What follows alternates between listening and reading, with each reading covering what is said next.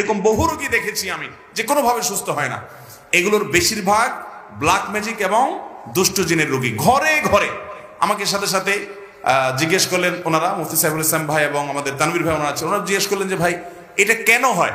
আমি বললাম কেন হয়, জিন, দুষ্ট জিন অর্থাৎ শয়তান, শয়তান তার উপযোগী জায়গায় পাইলে সে সেখানে খুঁটি গাড়ে। আমাদের বাসা বাড়িগুলোতে হারাম এই পরিমাণ হয়, আপনি ইউটিউবে ওয়াজ শুনতে যান, শুরুতে আগে পান্ডা অ্যাডভার্টাইজ দিয়ে নেবে, এরপর আরো বিভিন্ন অ্যাডভার্টাইজ আসবে এবং মিউজিক আসবে, এগুলা চলবে। এই মিউজিক যেখানে থাকে সেখানে শয়তান আসবেই, আপনি এটা নিয়ন্ত্রণ করতে হবে। আপনার বাসায় বিভিন্ন প্রাণীর ছবি টাঙিয়ে রাখবেন, এখানে শয়তান আসবেই, রহমতের ফেরেশতা ঢুকেন, হাদিসে বলা আছে, এখানে আপনার এই অবস্থা হবে। ঘরে ঘরে মানুষ এটা ফিল করছে না, বহু মানুষ হাহাকার করছে। আমরা রাকির নাম্বার দিয়ে রাকিদেরকে রেফার করে কুলাতে পারছি না, এই পরিমাণ মানুষ আক্রান্ত।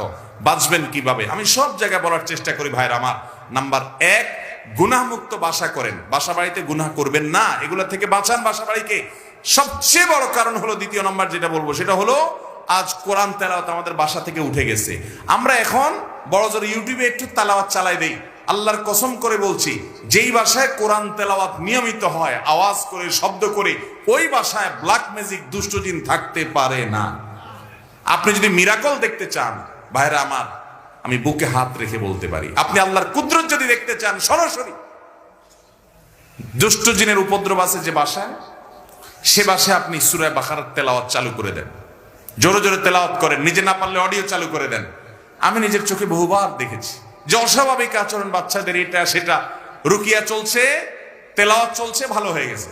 আমার পরিচিত এক বোন আছেন, বোন বলতে আমার আপন বোন না, দুঃসম্পর্কীয়, উনি আমেরিকাতে থাকেন, অনেক বড় ব্যবসায়ী। ওনার বাসায় ভয়ঙ্কর অবস্থা, মেয়েরা কোরআন তেলাওয়াত চালাইলে পাগলের মতো হয়ে যায়, কোনোভাবে সহ্য করতে পারে না, বলে যে বন্ধ করো এটা যেভাবেই হোক।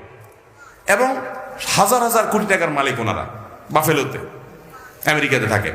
আমাকে বললেন ভাই কি করা যায়, আমি রুকিয়ার অ্যাপ দিলাম, বলে যে কোনোভাবে তেলাওয়াত শুনতে রাজি না। আমি বললাম যে ওদেরকে যদি বেঁধে রেখে হলেও আপনি কিছুদিন শোনাতে পারেন, দেখবেন ট্রিটমেন্ট হয়ে গেছে।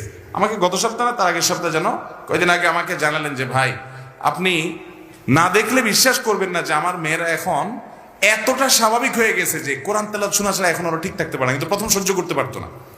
আমার বাসায়, আমি তো এলাকার সন্তান, আপনাদের লক্ষ্মীপুরের বশিরপুর আমার গ্রাম, সেখানে একদিন সকালবেলা আমার এক নিকটাত্মীয় এক ছেলেকে নিয়ে আসছি, ইয়াং ছেলে, যুবক মানুষ, সৌদি আরবে ছিল, বলে বিদেশ থেকে চলে আসছে। কি হয়েছে, সে আজান আওয়াজ হলে শুনতে পায় না, তার পুরো শরীর বাঁকা হয়ে যায়। এবং সে বলে যে তখন তার শরীর এমন শক্ত হয়, টোকা দিলে মনে হয় যে বিষাক্ত সাপ দংশন করছে, পাথরের মতো হয়ে যায়। আমার চোখের সামনে দেখলাম জোহরের আজান শুরু হলো, সে আসছে অনেক আগে।